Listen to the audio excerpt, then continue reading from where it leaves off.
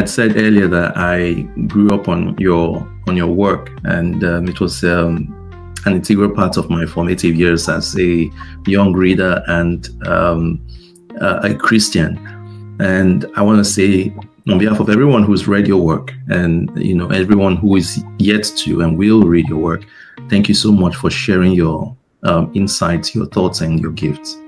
Well, thank you. And I like your emphasis on storytelling. And, Christians have a perfect model for storytelling in the figure of Jesus himself, because one of my favorite little turns in Scripture, when you're reading along in the Gospels and this lawyer approaches Jesus with the question, what must I do to be saved? And he knows the answer: to love God, to love your neighbor, as yourself. But then he's going to push a little farther, and he said, just who is my neighbor? He's a lawyer. He wants the details, right? So he's probably expecting some kind of a legal definition of a neighbor.